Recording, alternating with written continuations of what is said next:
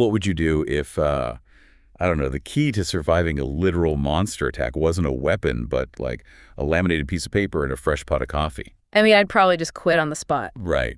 Same. But welcome to today's deep dive. We're taking you on a trip down Highway 41, just outside Black Creek, Kentucky. Oh, yeah, way out in the middle of nowhere. Exactly.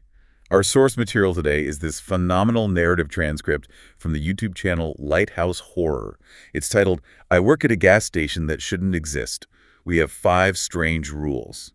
And we are following the bizarre, frankly terrifying journey of this guy named Harvey Fields. And Harvey, he represents a very specific, very relatable mindset. He is someone who spent a decade bouncing between these grueling jobs, and he's just reached a point where he doesn't want a dream career. Yeah, he's over it. Totally over it. He just wants a steady paycheck, a quiet environment, and absolutely zero surprises. Which is hilarious given where he ends up. Right, because he takes this midnight shift at an incredibly isolated gas station. It is surrounded by dense, unbroken hardwood forests, like a full 30 miles from the nearest town. It is the ultimate low-stakes environment. Or, well, at least that's the illusion. Yeah. Because his new boss, Denise Crawford, she's this woman of very few words who's allegedly run this station since the 1970s. Yeah, and she hires him after a 5-minute interview. Like, it consists of exactly 2 questions. Literally just 2. Do you mind working by yourself? And do you mind working holidays? That's it. No corporate onboarding, no personality test, just a quick handshake and a schedule. So sketchy. But our mission today is to explore this narrative not just as like a spooky campfire story, but as a really fascinating study on the psychology of routine. Absolutely. We are going to examine how the human mind adapts to the inexplicable, the mechanics of cognitive dissonance, and really those bizarre social contracts we are willing to make just to survive in environments that completely defy logic. Okay, let's unpack this. Because for the first 2 weeks, it is exactly what Harvey wanted. I mean, it's peaceful. He learns the quirks of the lottery machine. He figures out which cooler door sticks. Total mundane retail stuff. Exactly. But then, right before his first solo shift, Denise pulls him into the back office. She unlocks this heavy metal filing cabinet and just hands him a single laminated sheet of paper. And it has 5 very strange rules on it. Yeah, and Harvey initially thinks this is a joke, right? Like a hazing prank you pull on the new guy. Because the very first instruction reads, if the lights go out, hide under the register until they come back on. It sounds like, I don't know, instructions you'd give a toddler during a thunderstorm, just completely absurd. Right. But the reality of that instruction hits Harvey on his very first night alone. So it's 1:00 a.m. The highway is dead quiet. Eerily quiet. And then suddenly, every single light goes out. The ceiling, the coolers, even those massive canopy lights over the gas pumps outside. Just total suffocating darkness. And Harvey's first instinct is completely mundane, which I love. He just assumes it's a blown fuse. Naturally. So he steps out from behind the counter to check the breaker. But then the bell over the front door rings. Oh, man. And he is staring directly at the door, bathed in whatever moonlight is kind of bleeding through the windows. And the door hasn't opened. It hasn't moved an inch. Not an inch. The sensory details the author uses here are just crucial for understanding the psychological horror of this scene. Because visual information has been completely stripped away by the blackout, Harvey's auditory processing becomes terrifyingly amplified. He hears everything. He hears slow, incredibly heavy footsteps entering the store. He doesn't see them come in. He just hears the physical weight of them on the tile. So he drops, he remembers the laminated sheet and just squeezes himself under the counter right next to this small metal safe and some boxes of receipt paper. Which is such a tight space. Yeah, and from that tiny, cramped hiding spot, the store suddenly sounds like a bustling afternoon rush. He hears cooler doors opening, candy wrappers crinkling, something heavy bumping into the chip display. But nobody is speaking. Right. There's just this wet scraping sound. And then he sees the feet. Grayskin. Yeah, gray-skinned feet with 4 long toes and thick black nails just clicking against the tile. And then another pair of feet that look entirely human, except the heels are facing forward. They are bent completely backward. That detail gets me every time. It's so gross. And one of these entities stops right in front of the register. It crouches down. And a gray hand with impossibly long, multi-jointed fingers just slides under the counter. It's feeling the floor, and it stops less than a foot from Harvey's face. It actually taps the floor twice, almost as if acknowledging he's there, and then the doorbell rings again. They leave. Just like that. The lights pop back on. Nothing in the store is stolen. The only evidence they were ever there are 3 wet, gray, four-toed footprints ending in claw marks on the floor. It's insane. And the next morning, Denise comes in, spots the footprints, gives this tiny nod, and calmly mops them up. When Harvey asks what they were, she just looks at him and says, "Don't ask." Spoken like a true retail manager. Seriously. But wait, I have to push back on Harvey's reaction here. I need to put myself and you listening at home in his shoes. Okay, let's hear it. If I take a mundane data entry job and on day one I discover that I'm actually defusing live explosives, but my only safety training is hide under your desk, I am quitting. Oh, absolutely. I'm throwing my badge on the floor and running. Like, is the comfort of a steady paycheck really worth hiding under a counter from gray-skinned, backward-footed monsters? What's fascinating here is how the human brain processes extreme trauma and absurdity. We use this neurological coping mechanism called compartmentalization. Okay, break that down for us. So when faced with an incomprehensible threat, the brain's fear center, the amygdala, it wants to trigger a massive panic response. Fight or flight. Which is why I would run. Exactly. But the rule Denise gave him actually provides a psychological anchor. By giving Harvey a highly specific binary instruction, it engages his prefrontal cortex, which is the logical part of the brain. So, because he has a task, his brain focuses on the task instead of the cosmic horror standing in front of him. Precisely. In a situation where the laws of physics and reality have completely broken down, the rule acts as a mathematical formula. If X happens, you do Y, and you survive. It gives him agency. It does. It transforms an unnameable, paralyzing terror into a manageable chore. It's a profound mechanism for maintaining sanity. If he simply follows the rule, he gets to live, he gets his paycheck, and the world keeps turning. That makes a lot of sense, actually. We see this in high-stress professions all the time, like trauma surgeons or soldiers focusing intensely on the micro steps of a procedure to block out the overwhelming macro reality of the situation. Wow, yeah. But hiding only works if the threat stays out of sight. Yeah. Right? What happens when the absurdity demands a transaction? Oh, because he can't just hide forever. Exactly.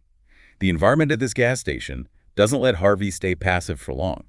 It quickly forces him into active boundary setting. And that brings us to the next phase of the narrative, where we realize the gas station isn't just a building, it's an intersection. Right. So it's a perfectly clear, starry night. No clouds, no rain anywhere in the forecast. An old, rusted green pickup truck pulls up to Pump 4. Pump 4 is important. Very important. The driver gets out wearing a heavy, bright yellow rubber raincoat. And when he walks inside the store, he's dripping water. But it's not rainwater. No, it's thick, black water that severely stains the white tile. He walks up to the register and asks for half a tank of gas. Now, Harvey remembers the second rule on his laminated sheet. Never sell gasoline to anyone wearing a raincoat when it isn't raining. Such a specific rule. Right, so with his heart pounding, Harvey refuses. He lies and says the pumps are currently down for maintenance. Which is terrifying to do to a monster. But the entity doesn't argue. He simply smiles, revealing a mouth full of teeth that are far too long and sharp for a human jaw, says, "I understand," and walks back outside. But he doesn't leave. No, he stands perfectly still by his rusted truck, staring unblinkingly at the store. For over an hour. Just staring. He stands there with such an intense, menacing aura that a normal human customer pulls in, sees this creepy, dripping guy in a raincoat, and immediately throws their car into reverse and speeds away. I would do the exact same thing. But this standoff only ends when something else intervenes. Oh, this part is wild. From the edge of the dark woods, an enormous figure emerges. It is at least 9 feet tall, its arms hanging down past its knees. It actually has to duck under the tree branches. It's massive. And it walks completely silently across the pavement, gently rests a massive hand on the raincoat man's shoulder, and together, they just walk back into the darkness. And by sunrise, there are no tire tracks where the green truck was parked, no footprints. It's as if reality just swallowed them whole. It's a chilling escalation of the stakes. Harvey isn't just hiding anymore. He has to actively deny service to things that could easily tear him apart. But this concept of boundary setting pairs intricately with the station's third rule, which revolves entirely around the concept of transactional offerings. Right, so the third rule is incredibly specific too. Every night at 2:17 a.m., Pump 4 will activate by itself. Don't touch it. Pump 4 again. Always Pump 4. So Harvey watches the digital clock on the register. 2.16, 2.16. He hears the heavy mechanical clunk of the pump clicking on outside. The nozzle is still resting in its holder, though. Yeah, but unleaded gasoline just begins pouring directly out of it, splashing onto the concrete. Exactly 10 gallons spill out into a shimmering puddle under the bright canopy lights, and then the pump automatically shuts off. Notice how methodical this is. It is an automated offering, and what follows is a parade of visitors who come specifically for that offering. It's a bizarre procession, and they always come alone. First, a man walks out of the woods wearing dirty blue overalls. Looks like a normal mechanic. Until he steps under the fluorescent lights, and Harvey sees his skin is made entirely of thick, ridged tree bark. He has green moss growing along his jawline and little leafy offshoots on his shoulders. He kneels down, takes a massive, wet slurp of the spilled gasoline, and walks away. Which is so unsettling. Then a woman in a mud-stained white dress emerges, but she doesn't drink. She just stands over the puddle, staring intensely at her own reflection in the iridescent gas for a full minute, smiles this deeply unsettling smile, and leaves. We are seeing a complete subversion of the resource's purpose here. To humans, gasoline is fuel for machines. To these entities, it serves entirely alien functions, like sustenance, reflection, ritual. Yeah, because then a man with a deer's head and mismatched eyes, one glowing yellow, one completely milky white, scoops some of the gasoline into an old rusted metal lunchbox. Just packing a lunch. And finally, a little girl appears. She looks maybe 7 years old, wearing a faded yellow sundress, dragging a teddy bear missing a button eye. She just dips one single finger into the gasoline, smiles, and skips away. But before she disappears into the shadows, She stops, turns, and looks right at Harvey with completely black, void-like eyes. She raises her hand and points to the forest. and that's when he sees them. Hundreds of silent figures, standing perfectly still among the trees, just watching the station, watching him. Chilling. The next morning, the puddle is completely gone, the concrete is bone dry, and the register perfectly accounts for the cost of those 10 gallons. So what does this all mean? Is this some sort of supernatural tax? Yeah, so that offering of gasoline establishes a truce. If we look at ancient anthropology and folklore across global cultures, we constantly see this concept of the tribute or the toll. Like paying the troll into the bridge. Exactly. Crossroads, bridges, borders, they are traditionally viewed as liminal spaces, like thin places between worlds. And occupying a liminal space always requires a toll. The 10 gallons of gas is quite literally the cost of doing business on a metaphysical borderland. Think of this gas station like a decompression chamber on a deep-sea submarine. Oh, I like that. It's a highly pressurized neutral zone that allows two entirely incompatible environments, the mundane human world and whatever nightmares in those woods, to safely interact without imploding. I love that analogy. It perfectly captures what Denise has achieved. She hasn't just survived in this environment, she has brokered a highly sophisticated peace treaty with the unknown. Which is pretty impressive. It really is. It shows us a symbiotic ecosystem that functions flawlessly, provided the humans don't break the rules. The entities respect the boundary of the gas station, and the gas station provides the daily tribute. But a truce is just the baseline. What's truly wild is what happens when that truce evolves into outright commerce. Yeah, this is my favorite part. Here's where it gets really interesting. Because the beings in the woods aren't just taking offerings in the dark, they are actively participating in human capitalism. This is the pivot point where the narrative shifts from terrifying to surreal, and it forces us to really reevaluate our definition of these creatures. So the fourth rule says, if the coffee machine starts brewing by itself after midnight, don't touch it. Harvey is mopping the floor when he hears the machine click on. There's no timer set. Nobody pushed a button. It just starts brewing a massive steaming pot of dark roast coffee. The machine gives a little beep to signal it's done, and instantly the front doorbell rings. This supernatural commute begins. It is literally an interdimensional Starbucks run. A guy walks in wearing standard blue jeans and an Orioles baseball cap. Totally normal, till he takes off the hat and his head is made of smooth, featureless gray stone. No eyes, no mouth. Nothing. He pours a coffee, leaves 2 crisp dollar bills on the counter, and walks out. Then comes the giant tree man from earlier. He has to turn sideways and duck to get through the glass doors. And he delicately pours a tiny paper cup of coffee with his massive, bark-covered hands, stirs in exactly 3 packets of sugar, leaves exact change, and leaves. The contrast of scale and behavior is just brilliant. You have a towering entity capable of crushing a car, delicately agonizing over his sugar-to-coffee ratio. It's so human. An actual line forms in the store. A woman with slit cat eyes An elderly man whose shadow lags a full second behind his movements, a figure entirely wrapped in dirty bandages, and a person in a sharp business suit with a swirling cloud of black smoke instead of a face. And they are aggressively polite. They don't cut in line. One of them actually wipes up a few drops of spilled coffee from the counter with a napkin. A gray-skinned creature holds the door open for the smaller entities. And even Deputy Brett Snyder walks in, sees the monsters, tips his hat, and walks right back out. Just ignores it. But imagine being Harvey, watching this 4-foot-tall elderly woman with a literal bird's beak spending 2 full minutes digging through her oversized purse to find exact pennies, while an enormous tree monster is just stuck waiting patiently in line behind her, checking an imaginary watch. And Denise even reveals they pay in ancient, worn Roman silver coins kept in a steel lockbox. It is highly amusing, but this raises an important question for you, the listener. Why is this so comforting to visualize? Why does the horror evaporate here? Because they're doing exactly what we do every morning. Precisely. I want to focus on a specific quote from Denise here. When Harvey is staring in disbelief at this polite line of nightmarish beings, she leans over and says to him, "I've had human customers cause far more trouble." It is the ultimate retail worker truth. It really is. But it completely challenges our assumptions about what a monster is. We categorize them as monsters because their physical forms are frightening, but their behavior is completely civilized. They aren't predators in this moment. No, they're just commuters. This section asks you to reflect on how routine binds us together. Whether you are a human working the night shift or a smoke-faced entity emerging from an interdimensional void, everyone needs their morning coffee. The shared ritual fundamentally normalizes the absurd. It really does lull you into a false sense of security. You start thinking, oh, they're just folks. Weird folks, but folks.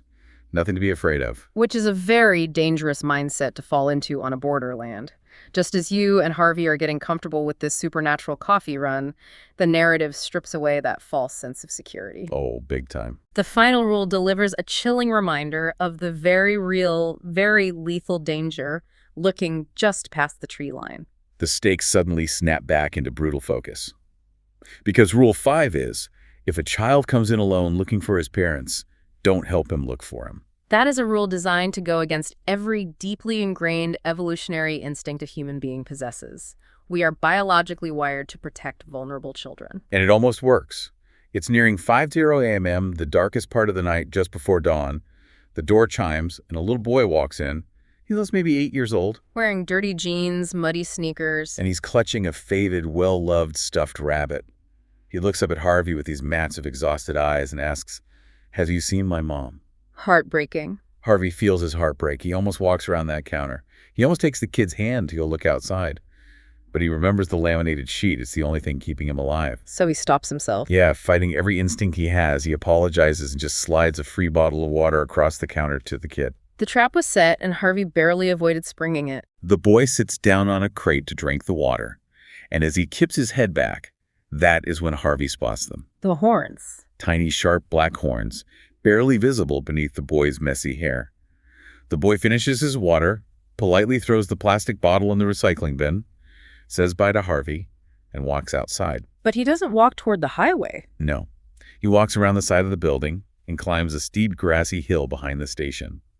When he reaches the crest of the hill, 2 figures step out of the shadows to meet him, and they are massive. The apex predators finally reveal themselves. They are easily 15 feet tall. Their bodies are shifting silhouettes, but Harvey can see long, curved horns on their heads and eyes that glow with a piercing, soft red light. The giant father figure effortlessly lifts the boy up into his arms. And the mother gently pats the boy's head. From a distance, it looks like a bizarre, twisted version of a family picking their kid up from school, but then the parents stop. They both turn slowly. They stare directly down at the gas station, directly through the glass windows at Harvey, their red eyes burning into him. They are assessing their environment. They are realizing the bait wasn't taken. Denise, who had been in the back, suddenly steps forward, grabs Harvey's shoulder hard, and yanks the window blinds shut. And she delivers the heaviest line of the entire story. She looks at Harvey and says, "That's why we don't help him. His parents are always hungry." Terrifying. Later that morning, when the sun is fully up, Harvey goes out back and sees their footprints pressed inches deep into the solid, compacted earth. These aren't friendly, coffee-drinking commuters. These are ancient, dangerous things that view humans as prey. And that horrifying realization leads right into the final daylight reveal of the story, which completely recontextualizes the geography of everything we've just discussed. This part genuinely made my jaw drop. Hmm. Morning finally comes, the sun is up, the fluorescent lights click off. Normal, everyday human customers in minivans and work trucks start pulling in to buy lottery tickets and fill up their tanks. The illusion of normalcy returns. Right. And Harvey steps outside with a fresh cup of coffee, breathing in the morning air, and he looks across the highway. He looks in the exact direction where all those strange headlights had been coming from all night long. The direction the raincoat man drove from, the direction the coffee commuters arrived from. And there is no road? None. The physical infrastructure of their reality doesn't exist. It's nothing but dense, unbroken hardwood forests. No side road, no dirt path, no gravel driveway hidden in the brush. Just trees stretching thick and impassable as far as the eye can see. So if there is no physical road there, what are these beings? Where are they driving from? It defies all logic. How can Harvey possibly keep clocking in for his shift, knowing his gas station is literally a pit stop for a dimension that has no physical connection to ours? Well, the answer to that lies in Denise's ultimate philosophy. When a frantic Harvey asks her why the station was built here, she simply looks at him and says, because every road has travelers. And when he pushes further, When he asks where they actually come from, she just shrugs. She stopped asking those questions decades ago. she just accepts the insanity. Because ignorance in this specific context is a highly effective survival tool. Denise has survived for 32 years, not by fighting the monsters, and crucially, not by investigating the anomaly. Right, she doesn't go poking around in the woods. Exactly. She survives by respecting their space and minding her own business. She doesn't need to know where their road originates or how the interdimensional physics of it works. She only needs to know how to navigate the intersection. Her focus is purely operational. As long as she manages the 10-gallon tribute, honors the shared coffee routine, and stays firmly behind the counter when the horned child appears, she remains safe. It is the ultimate supernatural expression of, not my circus, not my monkeys. Just keep the coffee hot, keep the floors mopped, and do not ask questions you don't want the answers to. It's a profound commentary on human adaptation. We are endlessly adaptable creatures. We can normalize literally any environment, no matter how hostile or absurd, as long as we are given a clear set of rules to follow. So to recap the wild journey of this deep dive, we started with a guy who just wanted a boring, predictable job with a steady paycheck. And we ended up dissecting an incredibly bizarre, yet perfectly balanced ecosystem. A liminal borderland where polite, exact change-carrying entities perfectly coexist with hungry 15-foot apex predators. All held together by a laminated list of rules and a night manager who refuses to be fazed by the impossible. It really makes you reflect on the environments we willingly inhabit every day. I want you, the listener, to think about the weird, unspoken rules in your own workplace or your daily routine.